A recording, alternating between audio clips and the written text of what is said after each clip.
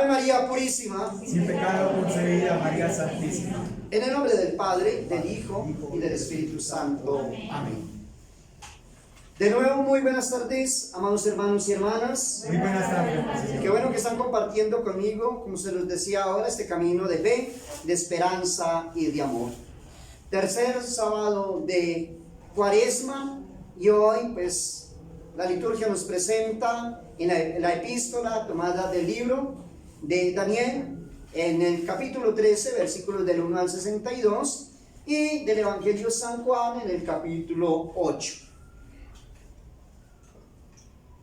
Hermosa historia que acabamos de escuchar en el día de hoy, muy edificante para todos nosotros, cuando se trata o de seguir a Dios o de seguir al hombre, o de el temor de Dios o del temor del hombre. Podríamos hablar hoy también pues de la castidad, una virtud muy importante. Susana, dice el texto sagrado, hija de Elías, hermosa sobremanera y temerosa de Dios. El texto sagrado resalta eso, y temerosa de Dios. Amados hermanos y hermanas, la hermosura sin el temor de Dios es precipicio de la propia honestidad y lazo de la ajena. No se nos olvide eso. Para Dios solo es recomendable la hermosura de la virtud. Y Susana tenía ambas. No solamente la hermosura física que sedujo a estos viejos verdes, ¿cierto? Sino la hermosura del alma. Y si estuvimos atentos a la epístola o a la lectura, nos dimos cuenta que todas esas enseñanzas y ese temor de Dios lo recibió en su hogar, en su familia. Sus padres le enseñaron el temor de Dios, el respeto a lo santo, a lo sagrado.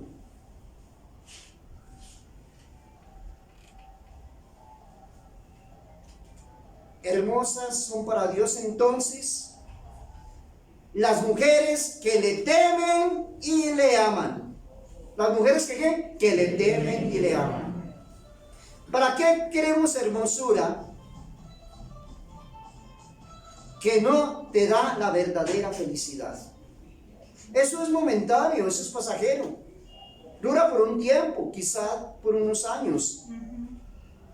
Pero la hermosura que permanece y que trasciende a la eternidad es la hermosura del alma. Aquí nos afanamos por nuestra presentación personal, y eso está bien, tenemos que presentarnos bien, claro. Pero hay una cuestión que se llama vanidad, y sabemos que la vanidad es un pecado. Tenemos que ser agradecidos con lo que Dios nos ha dado, con lo que Dios nos ha regalado. Y nuestro objetivo primordial acá en la tierra es, como dice San Alfonso María de Ligorio, el negocio de nuestra salvación. ¿Cuántos de nosotros estamos buscando en el día de hoy la hermosura de nuestra alma, sabiendo que está manchada por el pecado, por la maldad, por la iniquidad? ¿Cuántos queremos tener hoy esa hermosura? ¿Y cuántos también están luchando es por la hermosura aparente, la física, ¿no? ¿Y cuánto dinero y cuántos afanes por ella? ¿Y cuántos desvelos?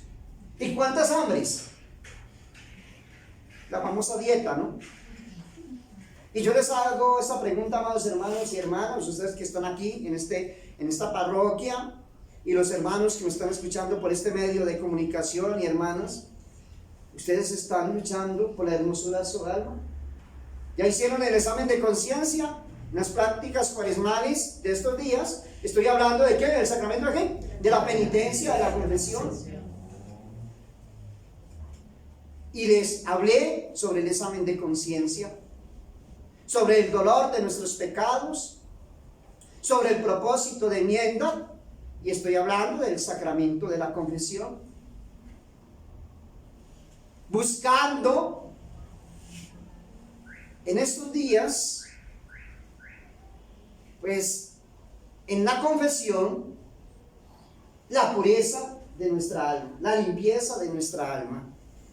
Recuperar otra vez la gracia santificante.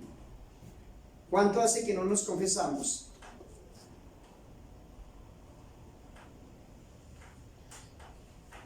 Dichoso, dice el Espíritu Santo, el que tiene linda la cara. No, sino dichoso el que teme a Dios. Dichoso el que tiene lindo su aspecto, su cara. No, dichoso el que teme a Dios. Ese es el verdadero dichoso. No dice loable es la hermosura, sino engañoso es el donaire y vana la hermosura. La mujer que teme a Dios, esa será alabada para siempre. La que teme a Dios. ¿Qué importa que los hombres te llamen linda si para Dios eres abominable? Eso lo dicen los santos. Malo es que haya hombres perversos que con lisonjas de esta vana hermosura enlacen los ánimos de las mujeres incautas. Mas ¿quién no llora el descuido de los padres que no tienen a sus hijas bien armadas con las ideas de la fe y con la doctrina de la santa religión, para que no caigan en estas redes? Por eso Susana no cayó, estaba bien armada. ¿Qué hicieron los padres de Susana? Dice el texto sagrado, porque eran justos, adoctrinaron a su hija según la ley de Moisés. ¿Y nosotros enseñamos a nuestros hijos? Comienzo por algo. Ustedes ya se saben el Santo Catecismo, desde la primera página hasta la última. Se saben al pie de la letra las 4 partes que componen el Santo Catecismo para enseñarlo a sus hijos, a sus hijas. Hay que comenzar por ahí. Lo primero somos nosotros, tenemos que aprender. El pueblo de Israel, todos, lo primero que se les enseñaba a los niños desde pequeños era el temor de Dios, era la ley de Dios. Eso era lo primero, no había otra cosa. Las historias de sus antepasados, de lo que hicieron Abraham, Isaac, Jacob, todos estos patriarcas, las tenían muy presentes hasta el momento en que se escribieron todas estas historias inspiradas por el Espíritu Santo. Pero eso pasó mucho tiempo. En el tiempo de Moisés, donde se escribieron estos textos sagrados. Perfeccionaron con la doctrina el fruto de bendición que les había dado el cielo, y así merecieron que en las costumbres de esta hija premiase Dios los afanes y la solicitud de su educación. Dice el texto sagrado que en aquel tiempo se había establecido, o en aquel año, por jueces del pueblo 2 viejos, de los cuales habló el Señor cuando dijo: cometida fue la maldad en Babilonia por los viejos. Desdichado el pueblo, el que tiene a su frente jueces con nombre de tales y sin virtud. Eso no pasa aquí en Colombia, eso es en otros países. Fáciles a cometer los mismos delitos que condenan en los demás. ¿Quién se dará por seguro en los oficios públicos y en las dignidades? A nadie salva el alto estado, sino la fidelidad en el cumplimiento de las leyes divinas. Yo fui presidente de tal país, yo fui magistrado. Señor, tú sabes, usted no sabe quién soy yo. Eso nos ganamos acá la gente con esa expresión. Usted no sabe quién soy yo. Y muchos piensan que así nos vamos a ganar la vida eterna. Yo fui el rey de España. Yo fui el presidente de Estados Unidos. Yo fui el mejor científico en su momento allá en el mundo. ¿Y de qué te sirve? Si nunca caminaste bajo el temor de Dios y aquí fuiste injusto. ¿Cómo utilizaste tu cargo? Porque todo poder en la tierra viene de Dios. Y hacia Él tiene que estar dirigido. Y cuando uno reconoce eso, habrá un buen gobierno. Porque aquel que gobierna bajo el temor de Dios, créame que nunca cometerá mal alguno contra el pueblo. Entraba Susana, la casta Susana, y paseaba por la huerta de su marido, se paseaba por el jardín, y la veían los viejos entrar y pasearse. Amados hermanos y hermanas, la falta de freno de los sentidos es el primer escalón de la lujuria. ¿La falta de qué? De freno en los sentidos. Hay que poner freno a los sentidos. Por eso estos tiempos de gracia y bendición nos ayudan a eso. ¿Para qué es el ayuno? La abstinencia, la penitencia, el recogimiento, es para eso. Hay que ponerle freno a los sentidos. Como al caballo brioso se le coloca el freno, porque si no se le coloca el freno se nos desboca. ¿Y quién lo detiene? Nadie. Por eso se le coloca el freno, algo que se le coloca acá, ¿cierto? Para sostenerlo. Y eso duele, hiere. El freno hiere, duele, y lo mantiene uno como quiere que el animal camine. Entonces, a los sentidos hay que ponerle freno, porque por ahí entra el pecado. ¿Cómo pecaron estos ancianos?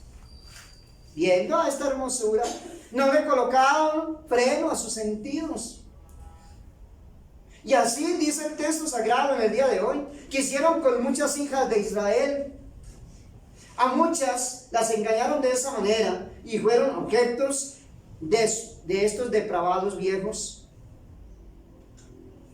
porque tenían un puesto importante.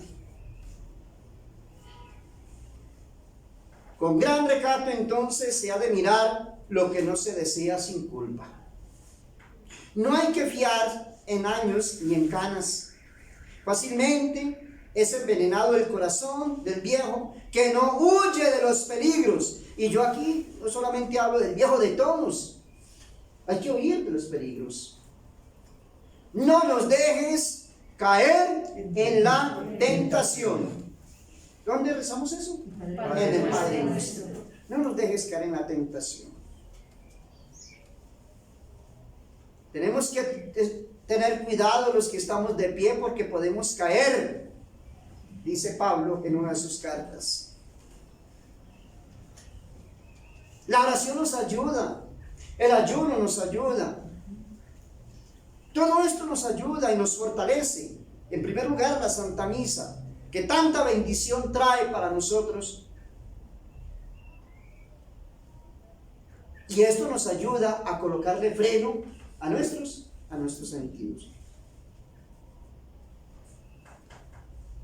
Y dice el texto en el día de hoy, y se abrazaban en amor de ella. Dice de amor, pero eso era lujuria. No es amor, es lujuria. La primera mirada de los viejos no fuera pecado, a no tener parte en ella la torpeza de la voluntad. Es una cosa que uno mire la belleza muy bonita, muy hermosa, ¿cierto? Pero otra cosa es, se quedó ahí, se recreó en esa belleza, comenzó la mente a volar, se metió ya el diablo en su mente y se dejó llevar por la pasión. Nosotros todos somos tentados todos los días. Y la tentación es necesaria porque ella nos indica a nosotros qué tan firmes estamos en este camino. ¿Cuánto hemos caminado y cuánto camino nos hace falta en este crecimiento espiritual? Si caemos pronto, nos daremos cuenta que nos hace falta más oración, más ayuno para fortalecer nuestra voluntad. Pero cuando ellos debían apartar la vista y huir de la ocasión, oígase bien, apartar la vista y huir de la ocasión. Hay que huir de la ocasión. La concupiscencia, que es esta viciosa inclinación a lo malo que tenemos entrañada en nosotros mismos, los precipitó de la falta de cautela a la curiosidad, y de aquí al deleite. Mira el camino que sigue todo esto. Esto no es que se dio ahí, hay un camino que se sigue. Astuto es el diablo, porque es el padre del engaño y de la mentira, y hasta donde lo llevo. Cuando yo me recreo, me detengo, ¿cierto? Ya le estoy dando cabida al diablo, y comienza a actuar. ¿Y sabe cuál es la parte débil de nosotros? Esto entonces es lo que llama las Sagradas Escrituras la concepción del pecado. Cuando deje que penetra, llega a nosotros y nos detenemos ahí, nos recreamos, nos deleitamos y le abrimos nuestra casa de par en par las puertas y lo llamamos a ser nuestro amigo, perdimos el año. En vez de refrenar el deleite con el temor y el amor de Dios, dejaron que de él naciese el deseo malo.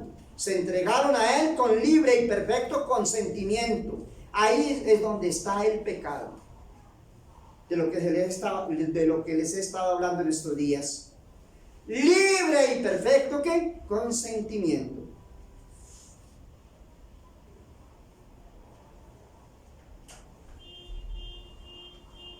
Entonces, ¿quién no ve ya aquí el pecado cometido?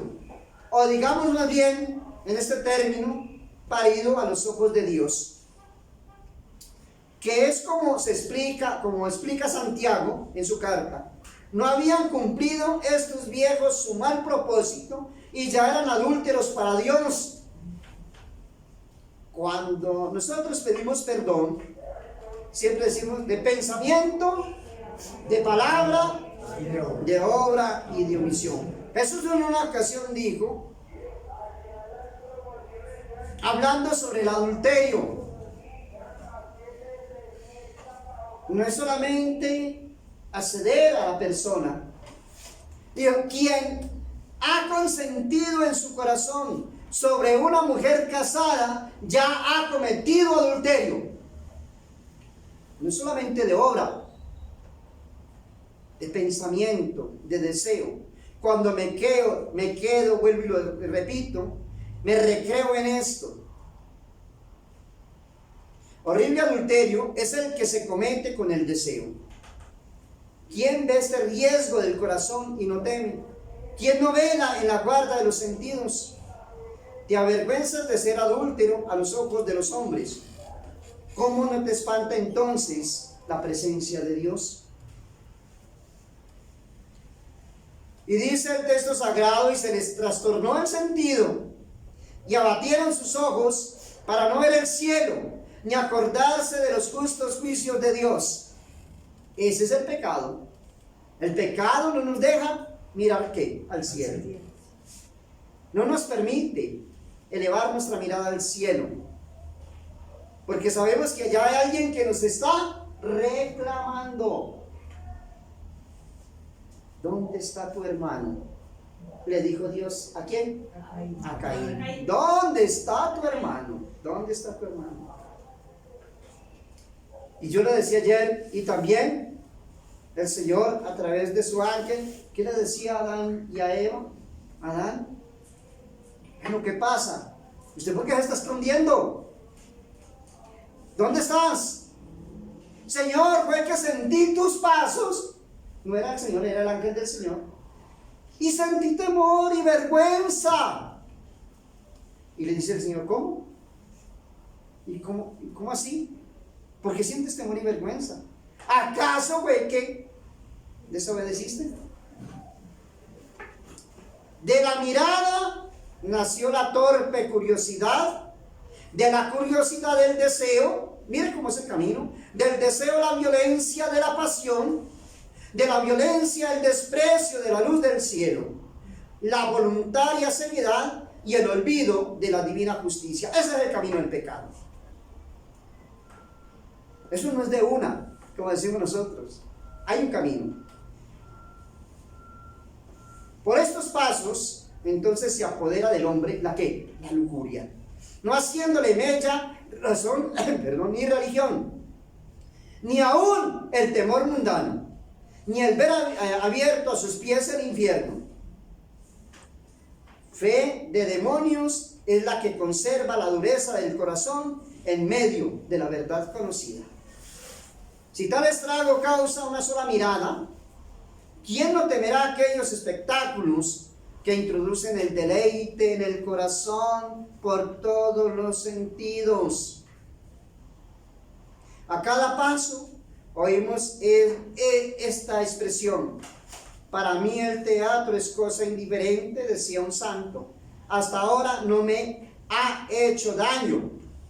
Decía él, hablando de los carnavales, de los bailes y de todas estas cosas que nos alejan de Dios y nos meten en el camino del pecado, de la impureza. Ay del que esto dice: muy embriagado te deben detener las pasiones, cuando no siente las heridas que hace en el alma eso mismo que la embeleza. A muchos he visto espantarse de esta pesada ceguedad, luego que la gracia de Dios les abrió los ojos para que la conociesen, decía este santo.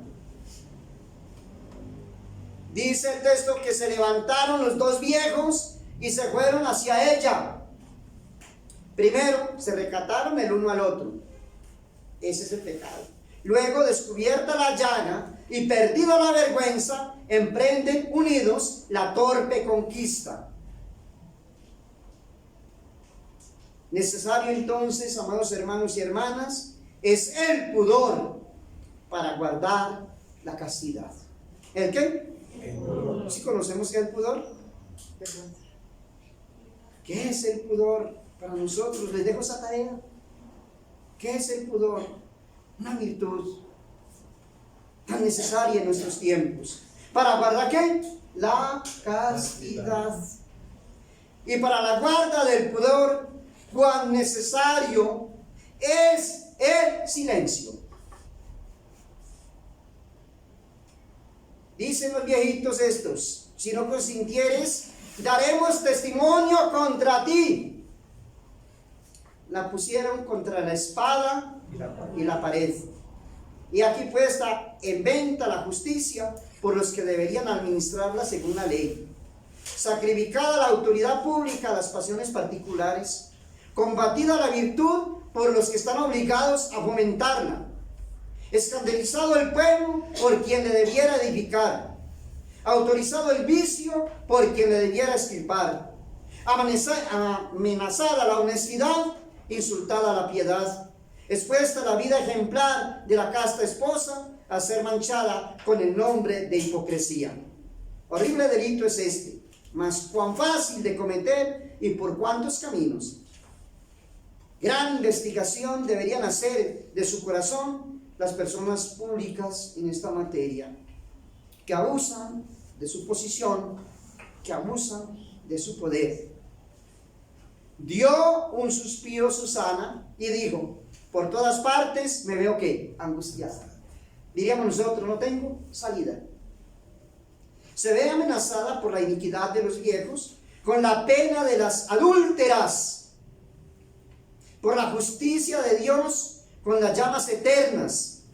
Entre estos dos extremos, puesto el corazón de Susana, oiga lo que prefirió la guarda de la ley al amor natural de la vida.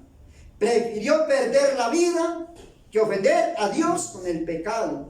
Y dijo a los tentadores: más me vale, sin cometer maldad, caer en vuestras manos que pecar delante de Dios. Esa debe ser nuestra frase para todos. Preferible entregar la vida que pecar.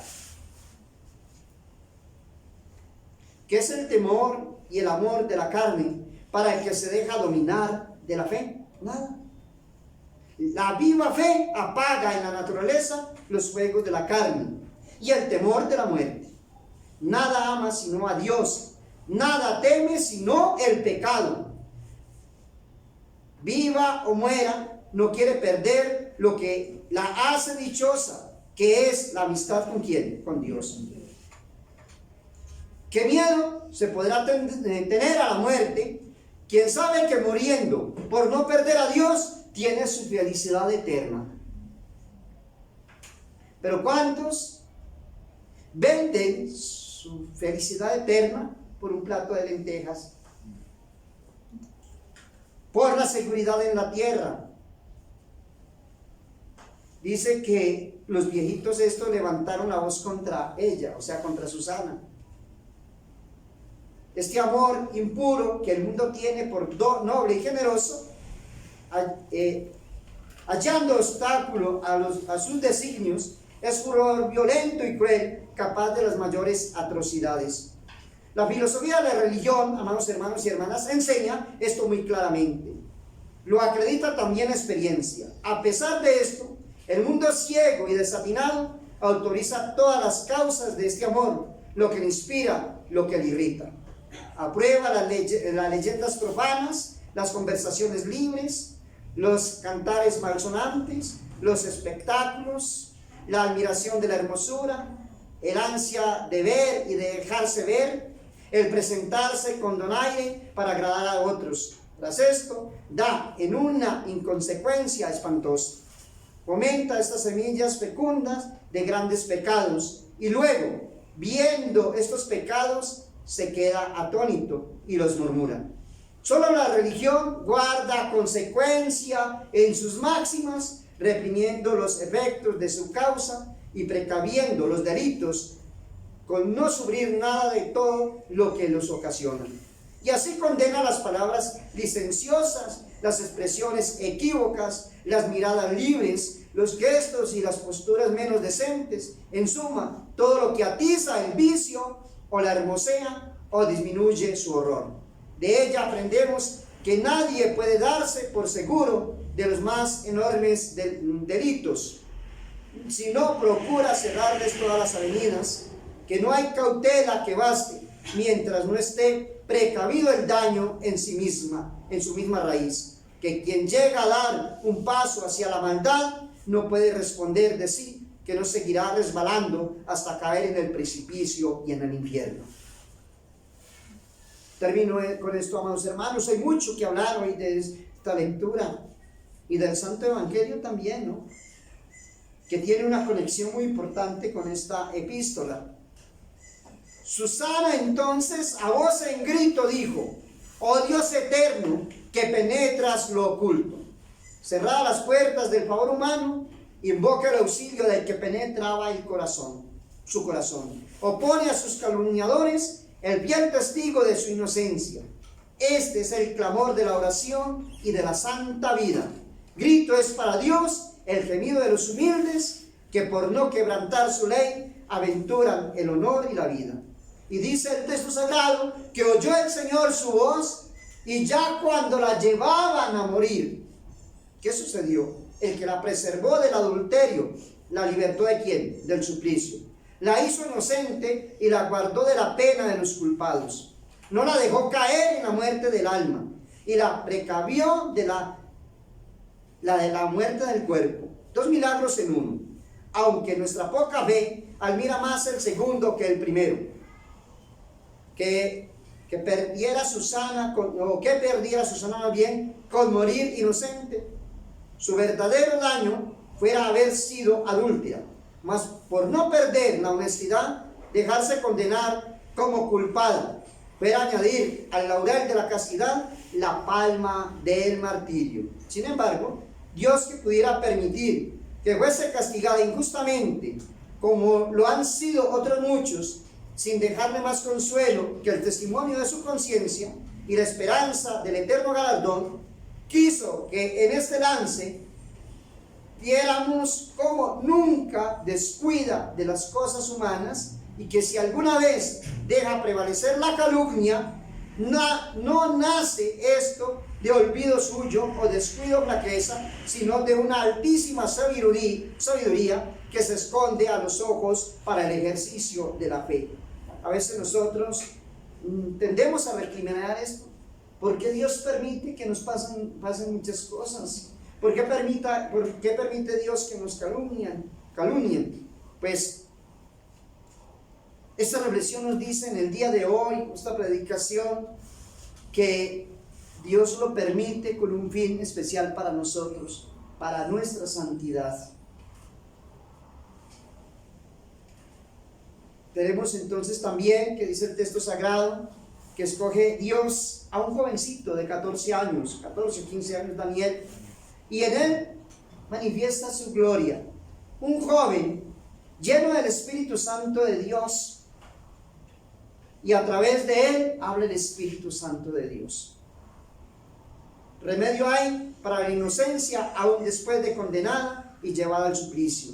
Mira en el joven Daniel las canas de la piedad, la vejez de la santidad y la intrepidez del celo por la verdad. Opone Dios a los viejos un niño, vence a los jueces corrompidos el árbitro inocente. Porque oídas estas palabras de Daniel, se volvió a él toda la gente y le dijo: ¿qué es eso que acabas de decir? De esta suerte inclinó Dios el corazón de aquel pueblo y le preparó para que entendiese en quién estaba el verdadero delito. Por eso, amados hermanos, es tan importante entonces que vamos siempre ¿en qué? En santidad. Y nuestra causa está en las manos ¿de quién? De Dios. Pida y clame siempre al Señor, y Él siempre hará justicia. ¿Cuándo? En el momento de Dios. Solamente confiemos en Él. La Santísima Virgen María, Madre de Dios y Madre nuestra, nos ayuda en este caminar y en este peregrinar, mientras nos encontramos con el Señor allá en la eternidad. Que prevalezca siempre en nuestras vidas la justicia, el amor, la paz, la castidad y la inocencia. En el nombre del Padre, del Hijo y del Espíritu Santo. Amén.